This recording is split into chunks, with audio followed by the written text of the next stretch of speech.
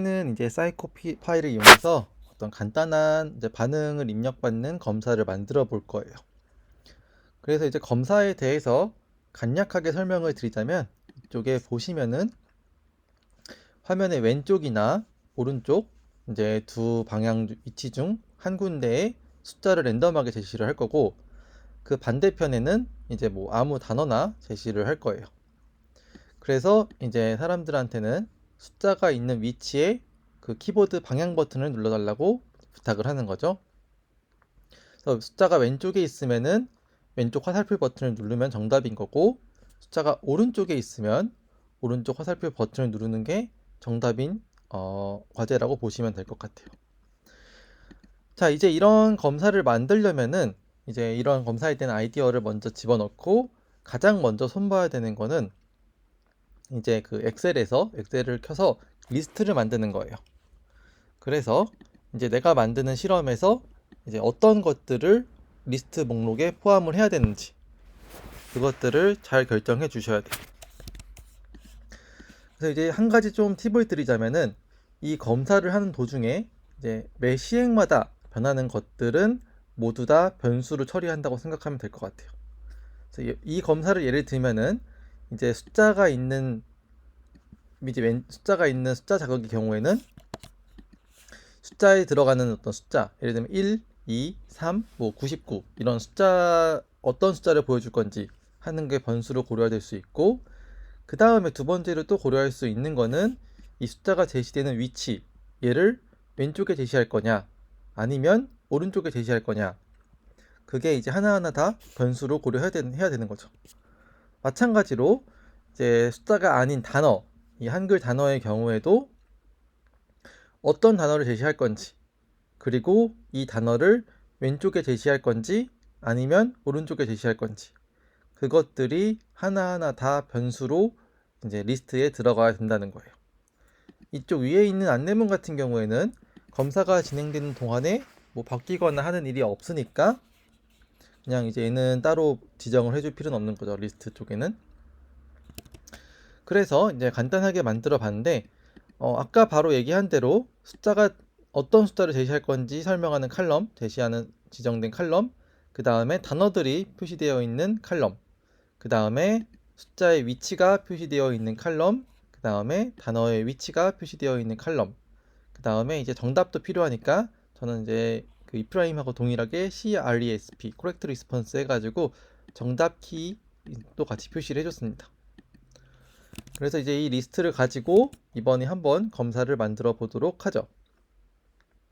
그래서 사이코파이로 가셔서 이제 먼저 설정을 해줘야 되는 거는 이제 뭐 먼저 루프를 설정해주면 편하겠죠. 그래서 이제 플로우에서 인서트 루프를 클릭을 해서 이제 루프를 지정해 준 다음에 제가 이거는 뭐 트라이얼 리스트로 이름을 정하겠습니다. 트라이얼 리스트로 이름을 설정하고, 루프 타입은 이제 랜덤, 뭐 시퀀셜, 풀 랜덤 이렇게 있는데, 이 세 개에 대해서 간략하게 설명을 하자면, 이제 이 시퀀셜 같은 경우에는 제가 이 리스트 파일에 적혀져 있는 게, 첫 번째가 제목, 두 번째가 이제 첫 번째 시행에 제시되는 그 첫 번째 시행이라고 보시면 될 것 같고, 두 번째 이제 로우는 두 번째 시행, 세 번째 로우는 세 번째 시행이라고 보시면 돼요. 그래서 이제 첫 번째 시행 같은 경우에는 숫자 1이랑 그 다음에 단어, 사람이 제시가 되고, 1은 이제 모니터 한가운데로 마이너스 0.3이니까 왼쪽, 숫자가 왼쪽에 제시가 되고, 그 다음에 단어가 오른쪽에 제시가 되는 거죠. 그래서 이게 첫 번째, 두 번째, 세 번째 이 순서대로 간다고 보시면 될 것 같아요. 그 다음에 이제 랜덤 같은 경우에는 어떻게 되냐면은 이 시행의 순서를 랜덤하게 섞는 거예요. 이 세 개의 시행을 어떨 때는 얘가 첫 번째, 두 번째, 세 번째 이렇게 나올 수도 있지만, 또 어떨 때 이제 시험을 진행할 때는 얘가 첫 번째, 두 번째, 세 번째 이런 식으로 이 세 개의 배열을 랜덤하게 제시한다고 보면 될 것 같습니다. 그 다음에 세 번째로 있는 이 풀랜덤 같은 경우에는 이제 마찬가지로 랜덤이긴 한데, 이제 막 매 시행마다 이것들을 완전 우선적으로 뽑는 거예요. 그래서 이제 뭐 어떨 때는 이제 얘가 첫 번째, 두 번째, 세 번째 이렇게 나올 수도 있지만, 어떨 때는 얘가 첫 번째 시행에도 이게 나오고 두 번째 시행에도 이게 나오고 세 번째 시행에도 이게 나오고, 이런 식으로 그 통계 공부하실 때 들어봤던 완전 무선 표본 추출 그쪽 개념으로 이해하시면 좀 편할 것 같아요. 어찌됐건 다시 사이코파이로 돌아가서 이제 루프를 설정을 할 건데, 여기서는 한번 랜덤으로 설정을 해보고 리피케이션은 이제 한 번으로 하겠습니다. 그 다음에 컨디션 들어가서 이제 워드리스트 있는 거 선택해주면은 3개의 컨디션, 그 다음에 5 파라미터 나오는데, 다시 얘기를 들어가면은 이제 3개의 시행이 있고 5개의 파라미터가 있다고 이해하시면 될 것 같아요. 그래서 먼저 이제 이 작업하는 사이코파이 파일을 저장을 해주고 진행하도록 하겠습니다. 제가 실험 이름을 넘버 프레스로 하고 싶어요. 넘버 프레스로 해서 저장을 한 다음에 다시 한번 루프를 추가를 해서 이제 시행을 추가하도록 하겠습니다.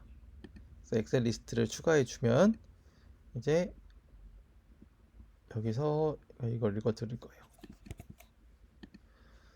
자, 이렇게 이제 이 작업까지 했으면은 그 다음에 이제 화면의 자격들을 이제 제시하는 것을 해야겠죠. 그래서 이걸 참고를 해서 먼저 이제 맨 상단에 있는 안내문부터 작업을 해보죠.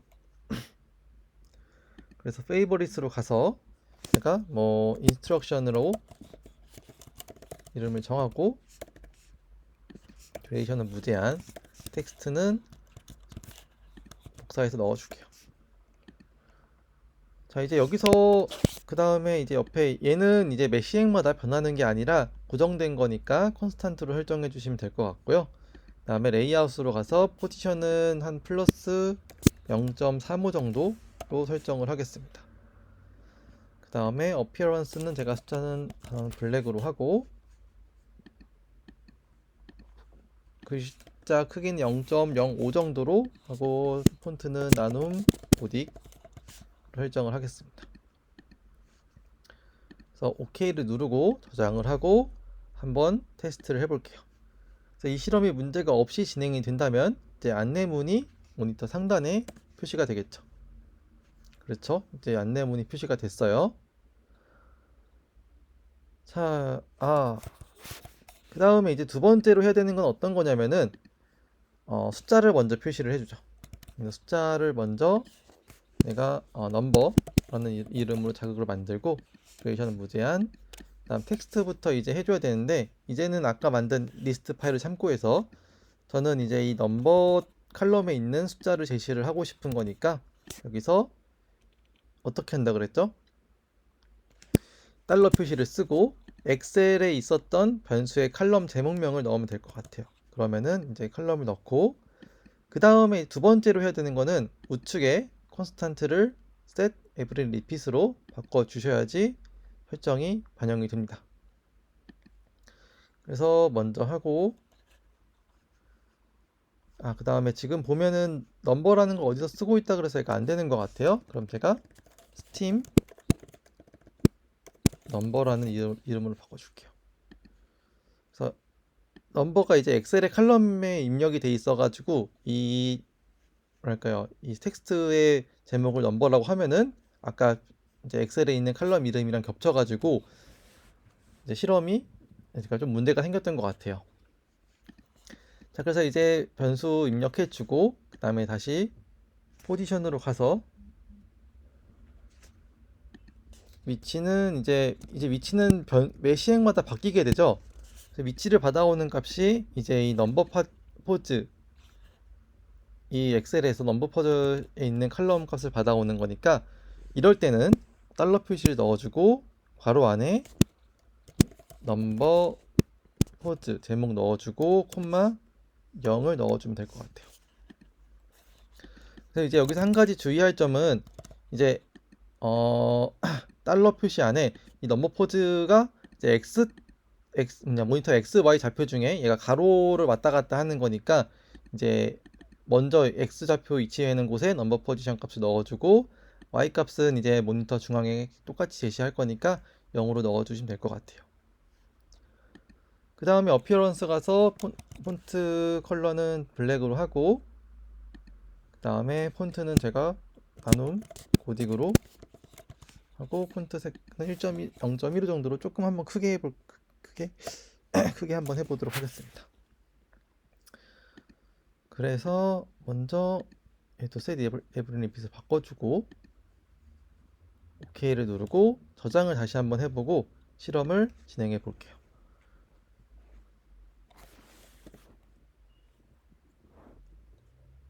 자, 일단 첫 번째 시행은 준비가 됐고요.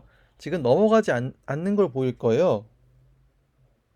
그래서 이거는 이제 어떤 거냐면은 이 루틴을 끝낼 수 있는 어떤 장치를 설정해 두지 않아서 계속 이 화면으로 고정이 되는데, 이건 나중에 이제 반응키 입력받는 거를 추가를 해서 강제로 이 루틴을 끝내게 하면은 다음 시행으로 넘어갈 거예요. 일단 여기서 실험을 잠깐 중지하고 다음 시행으로 넘어가는 걸 확인하기 위해서 리스폰스를 추가해 보겠습니다. 그래서 이제 키보드를 추가를 해주면 될 것 같고요. 제가 뭐 키 RUSP 이름 그대로 쓸게요. 그 다음에 이제 allowed 키를 제가 left, right, space 해서 left, right만 남겨둘게요.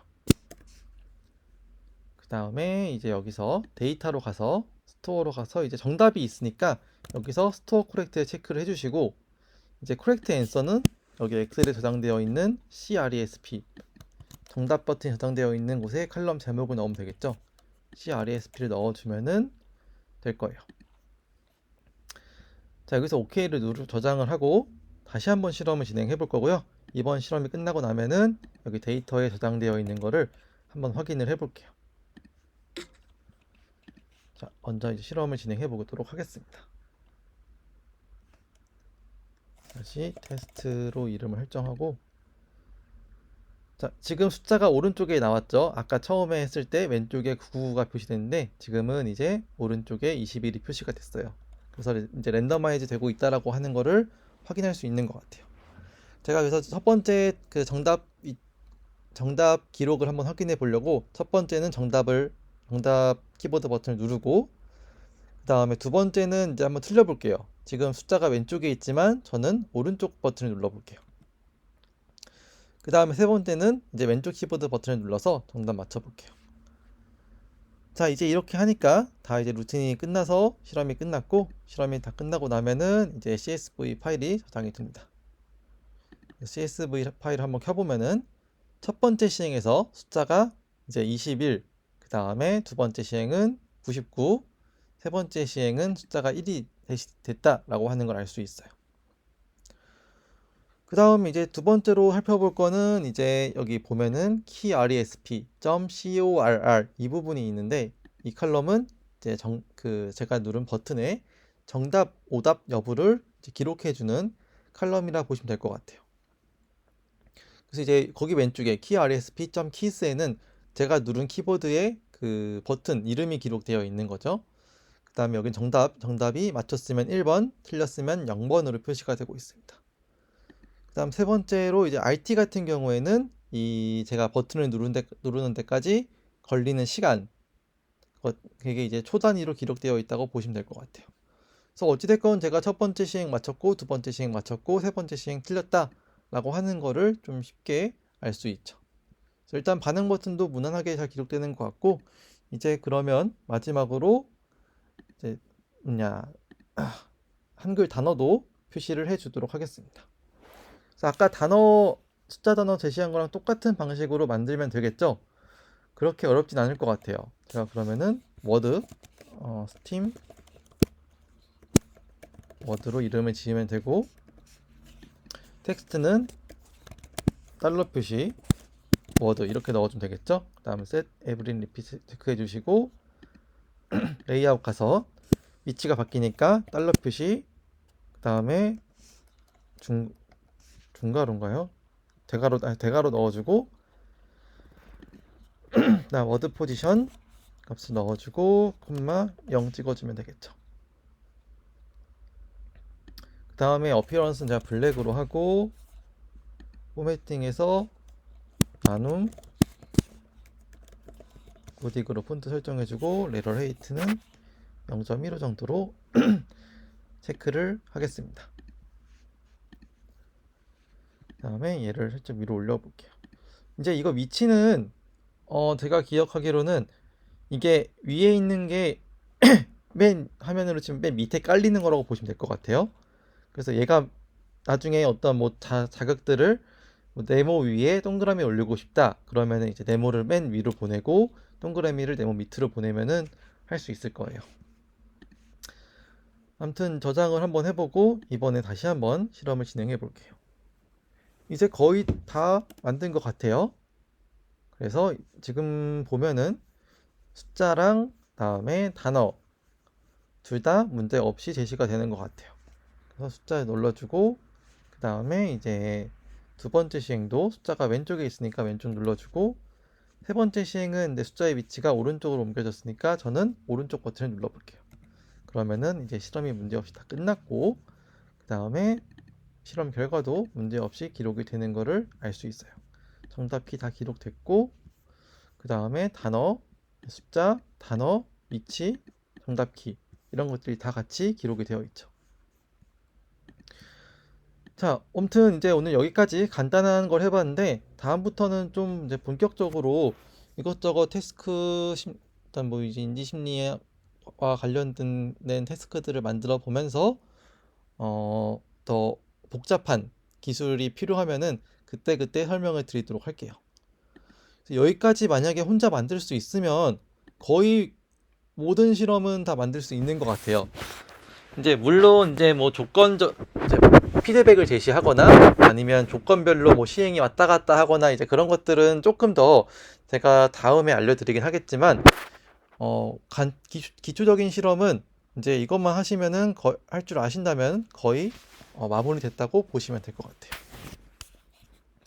자, 그러면 여기까지 봐주셔서 감사하고 혹시 질문 있으면 댓글로 남겨주시면 감사하겠습니다.